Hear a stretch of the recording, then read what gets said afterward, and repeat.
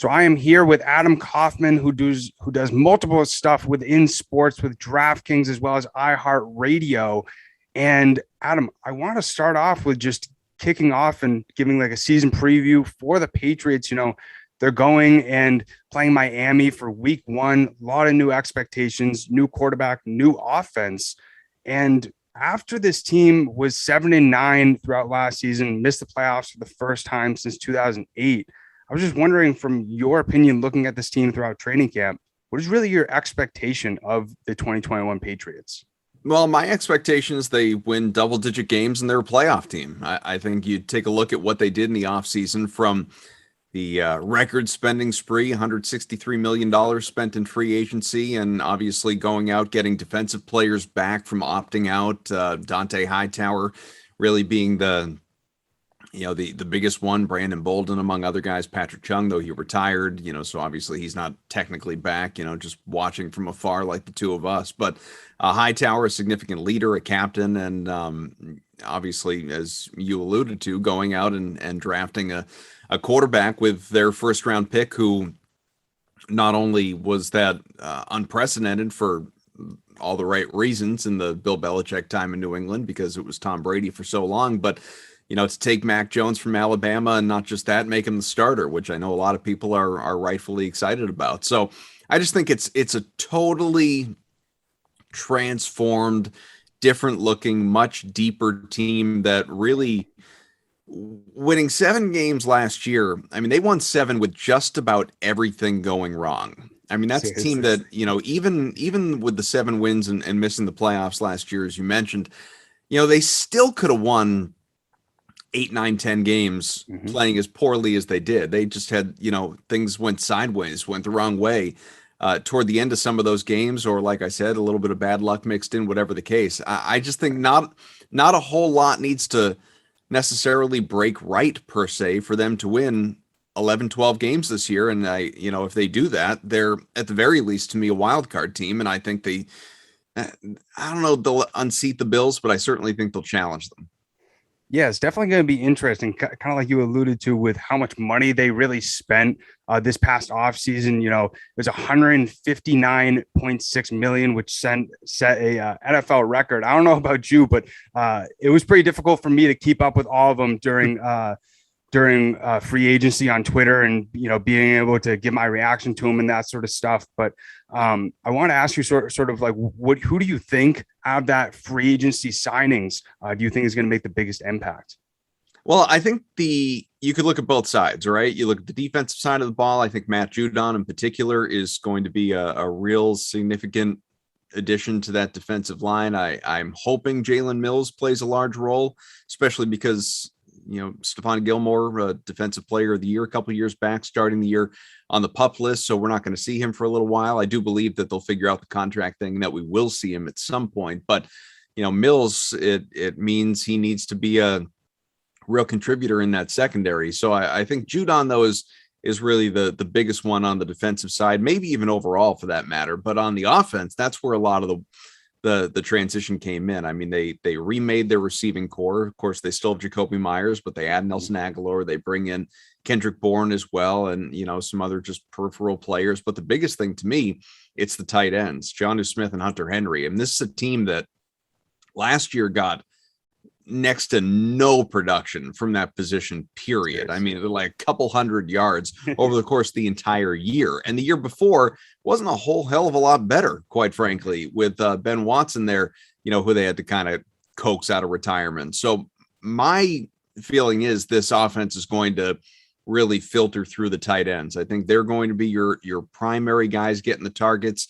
I don't really think that there's a 1,000-yard guy on that offense among, again, the receiving core. Obviously, Damian Harris could be out of the backfield. I think that Jacoby Myers will be that guy if there's anyone, but I just don't see it. I think it's going to be a really balanced offensive attack, and I think it's the tight ends. I really, really like the additions of Jonnu Smith and Hunter Henry. Those are the guys that I'm most excited about, even if it turns out that Matt Judon defensively is maybe the most impactful. Me too. I completely agree with you. I don't know about you, but I mean, the first day it was Johnny Smith, and then it seemed like 10, 11 a.m. of that second day, Hunter Henry came Yeah. through. And I have a lot of Chargers fans that are friends, and like obviously they were upset, but I'm like, wait, we got both of the top two tight ends in this Yeah. free agency class. I couldn't believe it. But there's a lot of people who are looking at this dual tight end threat as a potential like remake of what Aaron Hernandez and Gronkowski did, Mhm. back in the early 2010s. But I wanted to hear, how do you think that the Patriots will really use the dual tight end threat? So I'm curious to see it like everybody else. I've heard a lot of people say, and I don't disagree with it necessarily, that like a lot of us, you just mentioned it. I've been saying the same thing whenever I'm on the radio. Like we're salivating, we're fantasizing about the idea of this two tight end set, and it's Right. watch out for Smith and Henry to be Gronkowski and Hernandez, and honestly, that's unrealistic. Like those two guys, save for just purely football and ignoring Hernandez off the field, obviously, those two guys were just both of them significantly better and more well-rounded players than who Smith and Henry are. Smith and Right. Henry are coming off of both of them career years for the Titans and Chargers respectively last year, and even still combined for like 1,000 yards and a dozen touchdowns and whatever it was, 80, 90 catches. Again, good years, but they weren't top guys. They weren't relied upon for being top guys, and Gronkowski and Hernandez. I mean, those were two guys that you could look at both of them and say, man, like they could both give you 1,000 yards. It didn't Very true. happen, but you looked at them as having that type of potential. I don't see that from these two guys, but they're versatile. They're definitely versatile. They're definitely dynamic. They have different strengths than those other two guys their predecessors had. It's kind of wild. Gronkowski's, still in the league or back in the league again, still producing, looking at the couple of touchdowns he had in that opener for the Bucks. But Right. I do think it's going to be a good year as long as they stay healthy. That's the biggest thing. Like they both have, some Henry especially has a checkered injury history and obviously missed the entire preseason with a shoulder situation. And Jonnu Smith was banged up in training camp and preseason as well. And he's had, some red flags in the past. So the biggest thing first is just keeping these two guys on the field. And, Right. from that point going forward, I do think they'll produce because I think there's a lot of truth to, young quarterbacks, rookie quarterbacks, or even just quarterbacks in new systems in general, really leaning on the tight ends, Mhm. using them as binkies, as safety blankets. And I think Mac Jones will do that with these guys. Right. Now you brought up the new quarterback topic, and it's something. It was interesting because actually I just came back from a trip from Tampa Bay, and when I touched down in Tampa, I got the notification that Cam Newton got released. I'm like, wait, there's just all this is crazy, and I don't know if you were as surprised as I was, but it was something where it was a competition that we were all looking at very Mhm. closely all throughout training camp and preseason, but I'm very happy that it's Mac Jones, but I was curious, like, what was your reaction to the Cam Newton sort of release? So I guess it's twofold. I'd be lying if I said to you that I wasn't surprised. I was surprised, like the vast majority of people, like you were. Mhm. But for me, I was surprised that Cam Newton didn't get the job. I expected Cam Newton, even though, look, Mac Jones outplayed him, and Mac Jones is your future.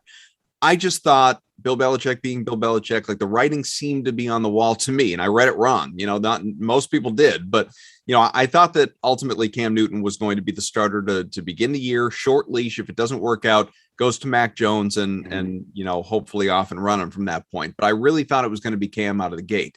However, I always said along the way that my feeling was if Mac Jones gets the job, it makes more sense to release Cam Newton Right. because if you're gonna and Cam Newton said this just earlier today as we talk, that he felt he could be viewed as a distraction, as a backup, and I think there's a lot of truth in that. I think a lot of people felt that. Mhm. He does have such a presence. He called it an aura, but such a presence about him that yeah, of course that could be distracting, having Mac Right. Jones like looking over his shoulder and looking at Cam Newton, but also bigger than that, like way more significant than that to me, is you want a guy in that quarterback room supporting you who knows the system. And nobody short of Tom Brady knows that system as a quarterback in this league better than Brian Hoyer, who's on his 4th tour here in New England. So if you were going to have somebody backing up Mac Jones, I'm not saying he's the best option on the field. God forbid Mac Jones should get hurt, but you want somebody in that room who's the best option for Mac Jones to really lean on and go over things with and study the playbook with. And, you want a vet who's familiar, and that guy more so than Newton is Brian Hoyer. So that was how I read it. And, from that standpoint, I guess you could say I was right, but bigger picture, I was absolutely wrong with most other people in thinking that I didn't think Cam would get released because I thought he'd be the guy. Yeah, me as well. I mean, he looked much better than obviously we saw him in 2020. And, there's a lot of people now going into Sunday who are so used to seeing Tom Brady under center. And then they had that weird year with Cam Newton last year. And they're sort of looking at Mac Jones as who is this kid out of Alabama who, we're putting all of our trust into and really taking the reins as what Bill Belichick and you alluded to is the future. And so for people who really don't know who Mac Jones is, what is your assessment of him? And do you think Patriots fans should trust him going into 21 season? Well, look, this is new. I mean, I'm old enough to remember what it was like when the Patriots started a rookie quarterback week 1. You weren't even born yet. The last time it would happen was Drew Bledsoe. It's been 30 years practically anyway since that happened. So it should feel like unfamiliar territory for everybody. And I'm sure in a lot of ways it feels like a bad dream because like you said, the Patriots had a season last year and obviously we know what Tom Brady did with it, but nobody was in the stadium. Nobody was there every single Sunday, rooting on Cam Newton or Jarrett Stidham or Brian Hoyer and watching this playoffless team, this 7-win club go out there and struggle on an almost weekly basis. So it just feels like this bad dream. But now as we get ready, as you said, for Sunday, Mac Jones, I think a lot of people are excited because it was, a 1st-round pick, a national champ in Alabama, a guy who people have just been, you got Drew Brees saying he's the steal of the draft. You got, who was it? Joe Namath at the time of the draft, said that of the 5 guys picked, and again, Mac Jones was the 5th. He was the last of the quarterbacks selected in round 1. Watch out. He's going to be the best. People keep making these Tom Brady comparisons to the point where it's jumped the shark. And I guess the way that you should look at it, the way that you should, don't expect Mac Jones to be Tom Brady because nobody, period, not Patrick Mahomes, nobody's going to be the next Tom Brady. There is no other Tom Brady. Tom Brady's a unicorn. It doesn't make any lick of sense what he is doing. And I mean, he has found the permanent fountain of youth. It's beyond comprehension what Tom Brady is out there doing, with his body and with a football. And it just forget, you're not going to get another Tom Brady here in New England or anybody else in NFL history, period. But if you want to look at Mac Jones and say that unlike Cam Newton and unlike so many other quarterbacks in this league, that he is stylistically similar to Tom Brady in that he is more of a pocket guy. There's no run game there. He's not, he doesn't have this athletic build. He's, a great decision maker, high football IQ. He has a quick release. He's accurate, doesn't make mistakes. You want to say stylistically, he's similar to Tom Brady and fits very well into a Bill Belichick run system. I'm with you 1,000%. I think that makes a lot of sense. Just don't go out there and expect him to win 6 championships. Don't go out there and expect him to win 1 championship. Let's see what he looks like in his first 60-minute effort, which has not even happened yet. But I do think he has a high ceiling this year, simply by virtue of his landing spot in a Belichick offense that Josh McDaniels is going to know how to utilize and deploy him. And if he goes out there and, a la Tom Brady in his early years, when the defense was winning those championships and Brady was more of a game manager, but just wasn't screwing up, I think he could have a very successful year. I really do. And if he's, for people out there saying he could win Offensive Rookie of the Year, of course he could. Absolutely he could. Right. But let's not expect it to end with a Super Bowl. Right, exactly. And, as New England fans, that's just the first thing that we think of. And especially I've been hearing a lot of the Tom Brady comparisons as well. I've just been thinking in my mind, like, don't look at this kid as the 2001 Tom Brady. Like, that's just way too high of a ceiling for him. And we even heard, Tom Karen ask him as well in the press conference, like, do you feel a sense of pressure because of Tom Brady? And he said it very plainly of, he was a really good player, did a lot of great things here, but I'm trying to be a good player as well. But we've also heard some of his teammates like Kendrick Bourne say, he seems very relaxed, making adjustments. JC Jackson saying, I mean, he's a rookie, but he plays like a vet. And we also heard as well that during practices, without even the coaches saying anything, he was telling the offense, no, we need to run this again. And that type of authority, that type of leadership is something where it seems like he's very ready to be a starting quarterback in the NFL. I'll tell you what, man, I it's times like this, like for this specific question, that I wish I was more in tune with what's going on in Chicago and San Francisco and Jacksonville and obviously the Jets, because I mean, the hype train with Mac Jones couldn't be chugging along any faster, right?